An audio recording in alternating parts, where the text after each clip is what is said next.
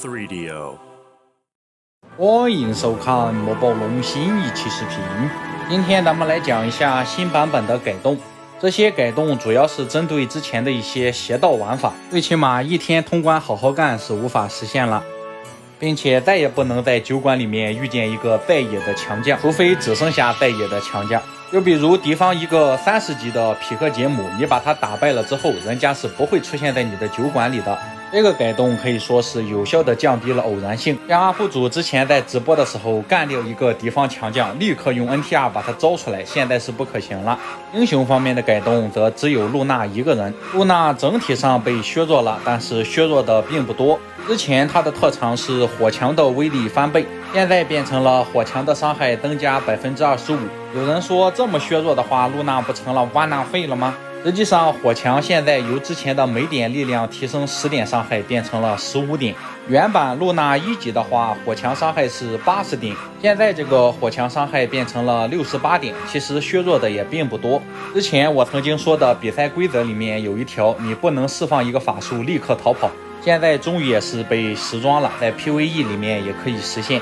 经过这一系列的改动下来，你一天过好好干，或者说一回合用 N 次的末日黑龙，现在都无法实现了。法术里面除了火墙之外，还有一个法术也获得了改动，现在一场战斗只能召唤一种元素的限制被取消了，但是召唤的数量由之前的2、3、4变成了2、2.5和3。元素城里面的小精灵升级终于不需要那个万恶之源的学院了。说实话，之前针对元素城的削弱有点矫枉过正，这么改的话，这个小精灵的升级还是比较方便的。但是元素城里面石元素、土元素、气元素、电元素这种的价格是没有任何的变化，因为深渊号角本来就是秉持着原汁原味进行小幅度的创新。英种方面倒是没有什么大的改动，英雄的技能方面也只增强了急救术，至于鹰眼术和学习能力那是一动没动。地图方面，它增加了一个新的建筑，那就是飞艇工厂。飞艇和船一样，它也是属于代步工具，买一个飞艇需要5000金币外加20个木头。英雄在上了飞艇之后，移动力变成固定的2000点。飞艇可以飞，但是在飞的过程当中，你不能拾取别的资源。你从飞艇上上来和下来都需要消耗1天的行动力。它和船最大的区别就是你可以想什么时候下就什么时候下，不会出现那种剩下1格你就下不来船的情况。然后地图上的马厩包括城堡里面的，由之前的增加400点行动力变成了300点。在魔法建造方面，为了平衡飞球与欧皇之间的差距，你在修建4级魔法塔或者5级魔法塔的时候，你刚建出来是一定不会出现时空之门和异次元之门，你得在4级和5级魔法研究3次之后，它才是必出的。这个改动可以有效的避免在游玩的时候出现时空之门游戏结束的情况。接下来我们来看一下工厂族部队的实战表现。开局的这个没有衰减的连锁闪电就是工厂神器的效果。我们可以看到这个闪电对气元素的伤害同样也是翻倍的。另外这个狂奔魔暴龙的音效也是非常的搞笑，我不知道是 bug 还是什么原因。另外这个杀虫的钻地和我们之前说的飞行还是有一点小区别，在船上这个东西是不能钻地的。除此之外，它的吞噬尸体技能并不可以为它恢复生命值，而是在吞噬之后，杀虫的下一次攻击可以攻击2次。接着是这个蜘蛛，如果你没点这个自爆技能的话，它是不会触发自爆效果。这个自爆是不区分友军和敌军的，这也就是说你在看到友方的蜘蛛快死的时候，你要尽可能的远离。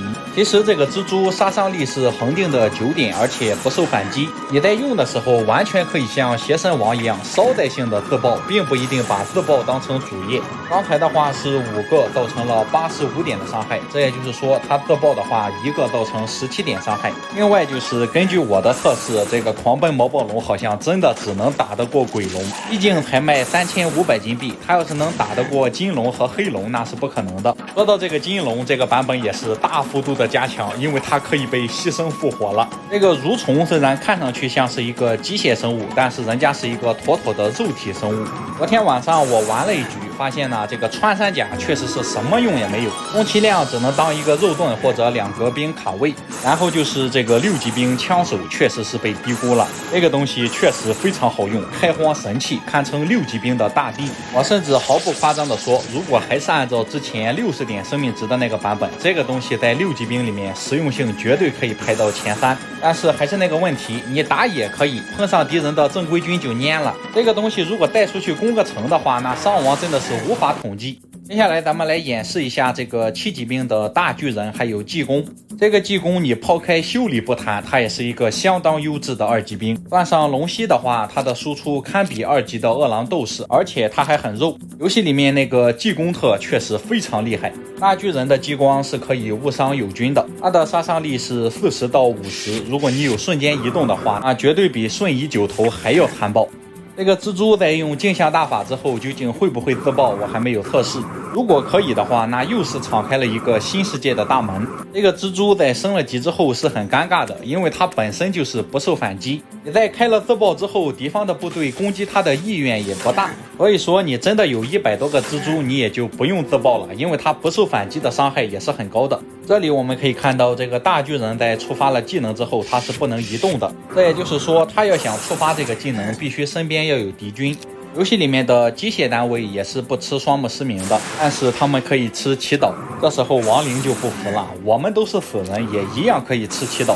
这个蜘蛛其实真的不用非得自爆，如果你这样被7元素干掉，成为一堆尸体的话，用这个技工拉起来也是不错的。技工在走到这个地方的时候，就会触发一个扳手的图标，然后他走了过去，这个蜘蛛就被修好了。并且这个兵种在升了级之后是7副，再有他兵种特带领的话就是8副。从这里我们可以看出，工厂的1级兵、2级兵都相当优秀。所以说3级兵设计成穿山甲这种弯囊废是情有可原，毕竟需要平衡性呀。根据我的游玩，工厂族绝对不算弱族，而且强度可控。不装了，挑明说了，暴杀当年的元素城。根据我游玩下来的体验，工厂族打一小块地的话，绝对是佼佼者。那么工厂族在前期有什么缺点呢？缺点就是他们的专属地形荒地实在是太荒了，那资源匮乏的程度基本可以和地狱的地形相媲美。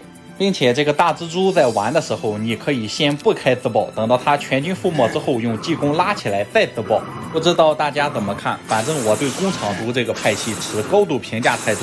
这个派系主要是它好玩，而且呢强度还可以，它不像当年的元素城一样一味的堆强度而没有任何的趣味性。如果要给工厂族评分的话，大家能给打几分呢？